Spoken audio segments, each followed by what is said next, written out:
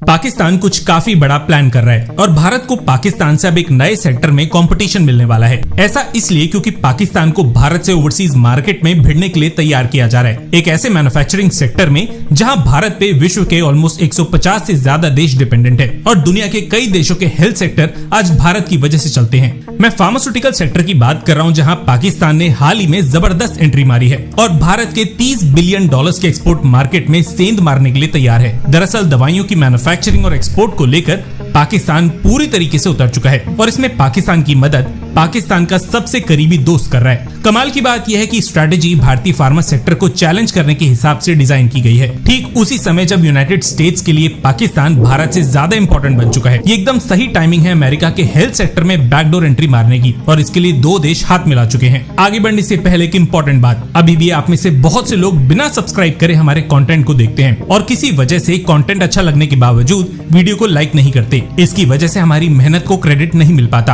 और हमारी टीम का मोटिवेशन गिरता है। आप इस 1 सेकंड के काम से हमारा काफी बड़ा सपोर्ट कर सकते हैं। मेन खबर पे आगे बढ़ने से पहले आपका कुछ इंपॉर्टेंट बातों को जानना काफी ज्यादा जरूरी है। भारत में हर साल करीबन $60 बिलियन की दवाइयां मैन्युफैक्चर की जाती हैं और इसके लिए करीबन 10,500 मैन्युफैक्चरिंग यूनिट्स पूरे भारत में एक्टिव हैं। इनमें से आधी यानी कि $30 बिलियन की दवाइयां एक्सपोर्ट कर दी जाती हैं। वहीं पाकिस्तान में 700 से 800 मैन्युफैक्चरर्स हर साल 3 बिलियन की दवाइयां प्रोड्यूस करते हैं। भारत का फार्मा सेक्टर पाकिस्तान से करीबन 17 गुना ज्यादा बड़ा है और पाकिस्तान के उलट भारत का ये सेक्टर इंपोर्ट पे डिपेंडेंट नहीं है। वहीं चाइना का फार्मास्यूटिकल मार्केट भारत से 5 गुना ज्यादा बड़ा है, लेकिन एक्सपोर्ट मार्केट में चाइना भारत से फिलहाल काफी पीछे है। अब इसके कई रीजंस हैं, जैसे कि चाइना पे लगी सैंक्शंस, भारत की दवाइयों के लिए ट्रस्ट और भारत का low cost manufacturing ecosystem. China अब अपनी इसी कमजोरी को पाकिस्तान की मदद से अपनी सबसे बड़ी ताकत बनाने जा रहा है और एक्सपोर्ट मार्केट में भारत के कंपटीशन में पाकिस्तान को उतारने की तैयारी शुरू की जा चुकी है। हाल ही में पाकिस्तान और चाइना के बीच $440 मिलियन की एक डील साइन की जा चुकी है, जिसके इनिशियल फेज में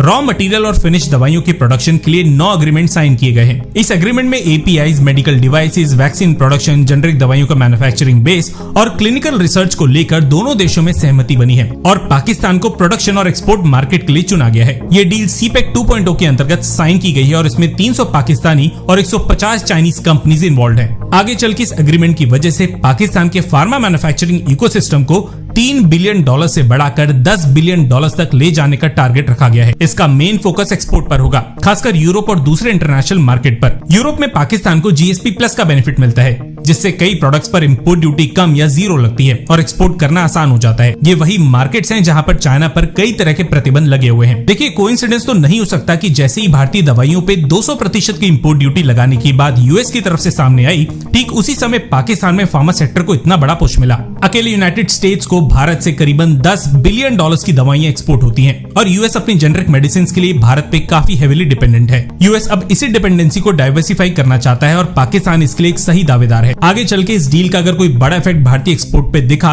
तो यूनाइटेड स्टेट्स के अलावा बांग्लादेश, नेपाल और टर्की जैसे देशों में भी भारतीय दवाइयों को रिप्लेस किया जा सकता है, लेकिन इसके चांसेस काफी कम है क्योंकि भारतीय दवाइयों का फुट होल्ड ऑलरेडी कई देशों में काफी मजबूत है और क्योंकि हेल्थ सेक्टर है इसलिए ज्यादातर देश इस सेक्टर में एक्सपेरिमेंट करने से बचेंगे। हाँ, अगर इसका कोई बड़ा असर पड़ा तो वो APIs यानी कि दवाई बनाने के रॉ मटेरियल पे पड़ सकता है, क्योंकि आज भी हम इसके लिए अपने पड़ोसी पे डिपेंडेंट है और इसके चांसेस हैं कि पाकिस्तान में मैन्युफैक्चरिंग कॉस्ट को कम करने के लिए भारत में रॉ मटेरियल की कीमतें बढ़ा दी जाए, जिससे पाकिस्तानी दवाइयां इंटरनेशनल मार्केट में और कॉम्पिटिटिव बन सके। जाने से पहले हाँ या ना में जवाब दिए बिना मत जाइएगा।